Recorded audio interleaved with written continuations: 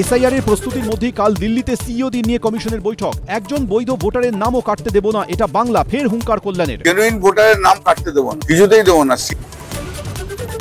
আরজি করের বছর ঘুরতেই ফের হাসপাতালে আক্রান্ত মহিলা চিকিৎসক। সিভিকের পরে এবার অভিযুক্ত হোমগার্ড, হামলা ধর্ষণেরও হুমকির অভিযোগ। উলুবেড়িয়ার সরকারি হাসপাতালে মহিলা চিকিৎসকের উপর চড়াও হওয়ার অভিযোগ, হোমগার্ড সহ 2 জন গ্রেফতার। এরপরে কি আমরা তো অভয়ের জন্য এত লড়লাম, এত পথে থাকলাম। দীপাবলিতে শব্দদানবের দৌরাত্ম্য, অভব্য আচরণেরও অভিযোগ। কলকাতায় 640 জন গ্রেফতার। ট্রাফিক আইন ভেঙে ধৃত 882। কম্পারেটিভলি গত বছর থেকে কম আছে। অন্যায়ের বিরুদ্ধে লড়ার সাহস যোগান রাম, সেই উদাহরণ পেলাম অপারেশন সিঁদুরের সময়। দীপাবলি উপলক্ষে দেশবাসীকে খোলা চিঠি প্রধানমন্ত্রীর।